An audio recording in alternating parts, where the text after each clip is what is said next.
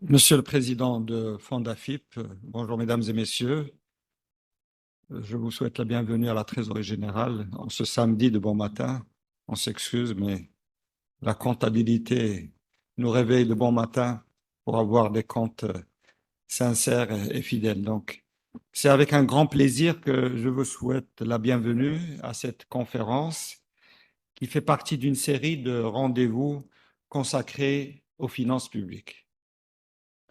Votre présence aujourd'hui témoigne du grand intérêt que suscitent ces rencontres, mais elle témoigne surtout de votre engagement à contribuer au débat collectif sur la modernisation et la performance de l'action publique. À travers ces activités, nous poursuivons un objectif commun, celui de partager des expériences, de confronter les points de vue et de dégager des voies d'amélioration susceptibles d'enrichir nos pratiques et d'éclairer les choix de politique publique. Pour cette conférence, nous avons choisi de mettre en valeur la comptabilité à travers le thème, rôle et enjeux de la comptabilité dans le secteur public. Je tiens à remercier chaleureusement les intervenants ainsi que les participants pour leur intérêt toujours renouvelé. Je profite de cette occasion pour remercier vivement le professeur Michel Bouvier, président de Fondafip, pour sa disponibilité et son engagement intellectuel constant. Je voudrais rendre hommage tout particulièrement à son sens du partage et de la diffusion du savoir en finances publiques. Mesdames et messieurs, l'état en apparence ordonné de nos sociétés ne doit pas occulter les tentations qui poussent certains à vouloir s'affranchir du contrôle citoyen exercé par le biais de la représentation nationale et des principes de qualité, de transparence, de reddition des comptes et de responsabilité.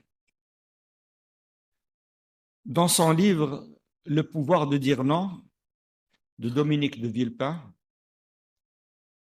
il attire l'attention sur le néo-impérialisme qui impose son modèle autoritaire en attaquant la démocratie libérale. Ce phénomène se manifeste, selon lui, par un illimitisme, négation volontaire de toute limite, soit par un contrôlisme qui ne nie pas les limites, mais qui les intériorise. Son objectif est d'essayer de tout contrôler aux dépens de la liberté dont on a tous besoin. D'ailleurs, il n'est pas inutile de rappeler que c'est pour garantir les libertés et prémunir l'intérêt général contre les velléités individuelles et catégorielles que la séparation des pouvoirs, théorisée notamment par Montesquieu, a été instituée. J'ouvre une petite parenthèse pour faire un clin d'œil au président Prada, qui est de la promotion Montesquieu de 66. Et il m'a dit tout à l'heure qu'il a étudié dans le lycée ou l'école Montesquieu. Et donc, ça tombe à point nommé pour dire combien cette notion de séparation de pouvoir est fondamentale pour l'équilibre de nos relations et surtout pour le contrat social. Mais celle-ci ne réside pas seulement dans la séparation des institutions politiques. Elle passe aussi et surtout par la transparence et la reddition des comptes en matière de finances publiques qui trouvent leur déclinaison naturelle dans la comptabilité. Cette dernière demeure, à ce titre, un instrument de choix, car comme le dit Pierre Jox, ancien premier président de la Cour des comptes française, je cite, « Il n'y a pas de finances sans compte, il n'y a pas de finances démocratiques sans compte clair et lisible. L'obscurité en matière financière est évidemment la source de tous les abus, ou pire. » Ainsi, d'un simple instrument technique d'enregistrement des flux, la comptabilité a évolué pour devenir un véritable outil de pilotage stratégique et de responsabilisation des gestionnaires publics. Son rôle, à la fois structurel et structurant, contribue à améliorer la gouvernance des finances publiques en mettant à disposition des décideurs les données pertinentes pour mieux piloter l'action publique et faire face, entre autres, aux défis conjoncturels tels que les crises sanitaires ou les transitions écologiques. Qu'il s'agisse de la gestion privée ou publique, il est fondamental de disposer de bons comptes pour pouvoir analyser et décider. Traditionnellement axée sur l'exécution budgétaire, avec une logique d'encaissement et de décaissement, la comptabilité publique migre progressivement, selon les États, un peu partout dans le monde, vers une approche patrimoniale et de performance. J'entends par là comptabilité d'exercice et comptabilité analytique. Cette évolution n'est pas anodine. Elle vise in fine à fournir une image fidèle du patrimoine et surtout des engagements de l'État sur le moyen et le long terme, y compris les dettes assimilées et les passifs latents, comme les engagements de retraite, qui est un sujet d'actualité ici et ailleurs. Elle donne aussi une idée précise du coût réel des politiques publiques. L'objectif de cette conférence est de mettre en lumière cette évolution à travers le développement de 3 axes majeurs autour desquels se focalisent les discussions sur la comptabilité dans le secteur public. Premièrement, son rôle comme outil d'aide à la décision, les défis que représente l'harmonisation des normes internationales et nationales, et enfin sa place dans les stratégies de développement durable. S'agissant du premier axe, la comptabilité dans le secteur public en droit obligations constatées fournit aux différents acteurs concernés, qu'ils soient législateurs, organes de contrôle, investisseurs, agences de notation ou citoyens, chacun dans son champ de compétences, l'information nécessaire pour évaluer la pertinence et la performance des actions de l'État et promouvoir la responsabilité et la reddition des comptes.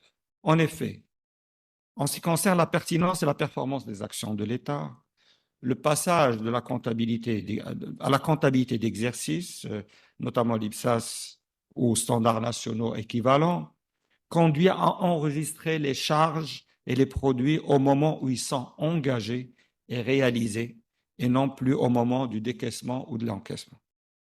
De cette manière, la comptabilité révèle 3 perspectives essentielles pour la décision. Premièrement, la connaissance précise de la valeur et la composition du patrimoine public, biens immobiliers, infrastructures, participation financière. Elle permet de mieux mobiliser et d'optimiser son usage par des arbitrages judicieux entre cession, réaffectation, investissement de nouveaux actifs. Deuxièmement, la prise en compte des passifs latents, dettes financières, dettes assimilées, engagements hors bilan, permet un meilleur pilotage budgétaire et une meilleure viabilité à long terme des finances publiques. La décision n'est plus limitée, comme vous le savez, à l'année en cours, mais sur l'impact pluriannuel et sur la vision à moyen et long terme, donnant ainsi au gouvernement les moyens de mieux planifier la soutenabilité à long terme de ses politiques.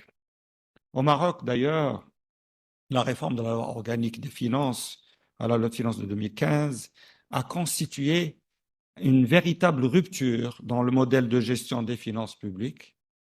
Elle a combiné la réforme budgétaire à la réforme comptable qui a consacré, entre autres, la comptabilité générale, comptabilité patrimoniale et d'exercice. Cette dernière apporte les éléments pour la détermination du coût intégral des services, notamment en faisant ressortir des informations relatives à l'amortissement des immobilisations et à l'évolution des stocks et des provisions. Les décideurs publics peuvent ainsi connaître, par exemple, le coût réel et non seulement budgétaire de la construction et de l'exploitation d'une école, d'un hôpital ou d'une route. En ce qui concerne la reddition des comptes, accountability, la comptabilité permet de connaître les ressources consommées par rapport aux résultats obtenus et fournit ainsi une base objective pour le débat public et surtout pour le contrôle parlementaire et le contrôle in fine par le citoyen de l'action publique. Ainsi, en mettant à la disposition une information pertinente, le système comptable rend compte des réalisations dans le respect du principe de l'image fidèle et garantit l'imputabilité de la gestion et de la décision.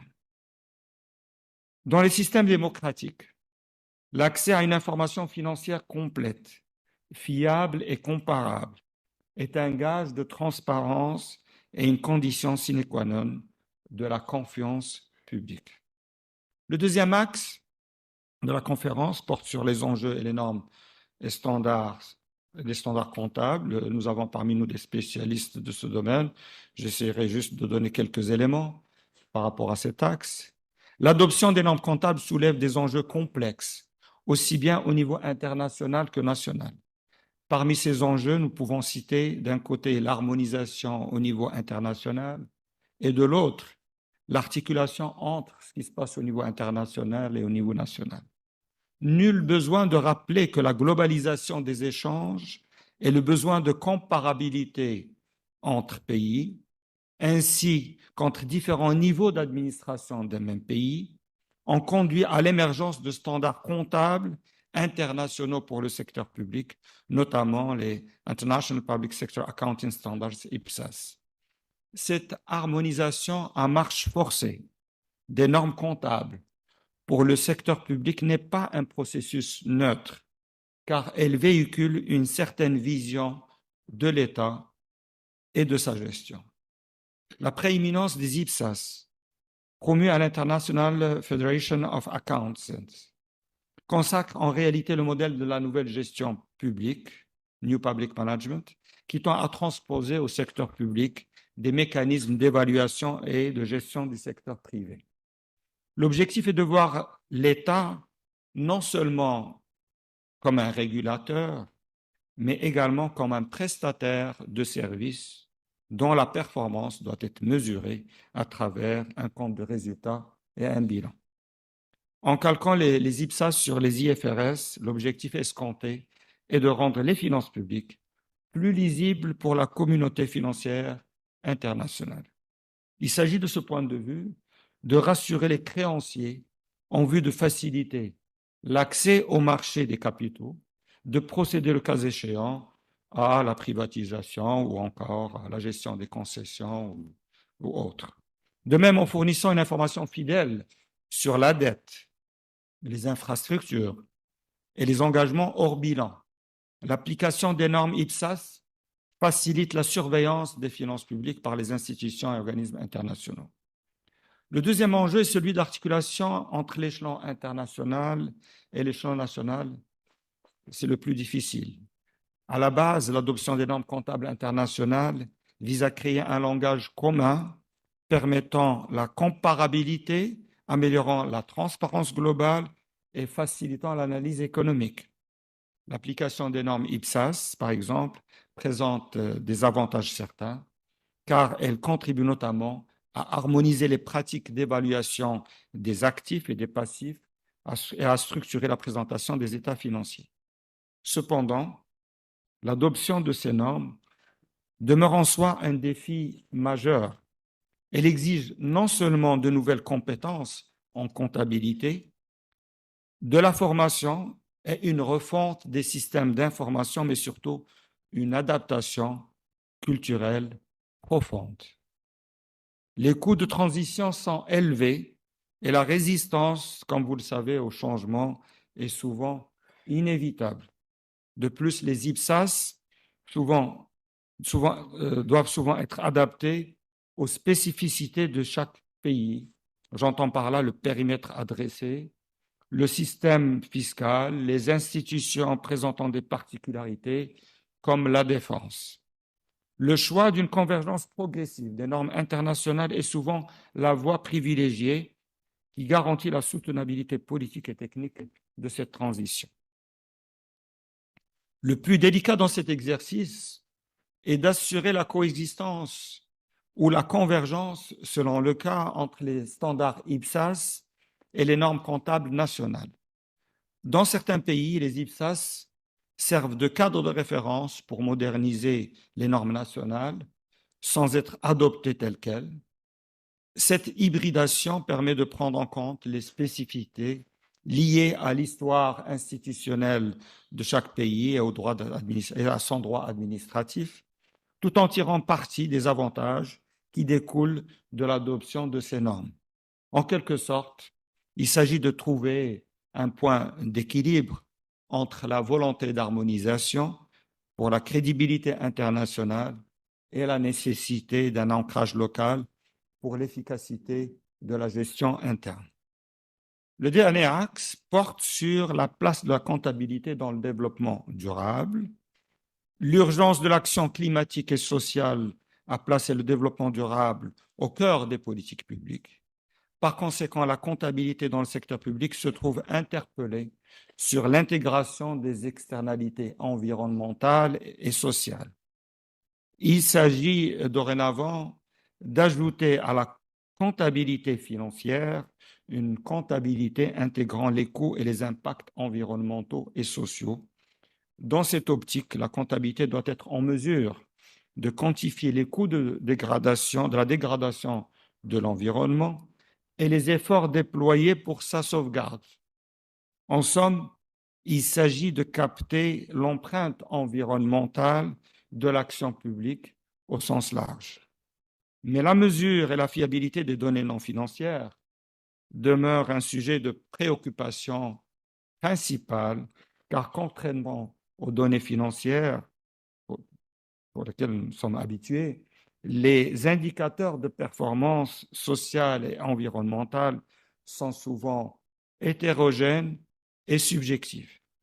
À ce titre, la comptabilité constitue un outil de traçabilité des fonds verts pour éviter les dérives qu'on a vues ici et ailleurs, comme le greenwashing ou éco-blanchiment public, qui vise uniquement à se donner une image plus écologique. Elle peut constituer ainsi un outil de pilotage des politiques de durabilité et de leur alignement par rapport aux engagements internationaux du pays, notamment les objectifs de développement durable. En intégrant le développement durable, la comptabilité dans le secteur public devient un levier essentiel pour transformer les intentions politiques en actions mesurables et imputables. Mesdames et messieurs, au-delà de tous les aspects que je viens d'aborder, qui sont d'une importance capitale, il faudrait garder à l'esprit que l'un des rôles les plus importants de la comptabilité est de soutenir la légitimité démocratique à travers la promotion de la transparence et de la reddition des comptes. Ce faisant, elle contribue à asseoir et à renforcer le rôle des institutions. D'ailleurs, comme l'ont démontré les travaux de Daron Acemoglu et Simon Johnson et James Robinson, prix Nobel d'économie de 2024, ce sont les institutions politiques et économiques des pays qui déterminent en grande partie leur prospérité et qui montrent pourquoi certains pays réussissent mieux que d'autres. Dans leur livre intitulé « Prospérité, puissance et pauvreté », ces auteurs font la distinction entre deux types d'institutions. Celles dites inclusives qui permettent la participation de la plupart des citoyens et favorisent l'investissement, la croissance partagée et la stabilité, et celles, à l'opposé malheureusement, dites extractives, qui concentrent le pouvoir et les richesses entre les mains d'une élite restreinte. Selon ces acteurs, historiquement, ce sont les États qui disposent d'institutions inclusives qui parviennent à se développer et à prospérer. Je vous remercie, mesdames et messieurs.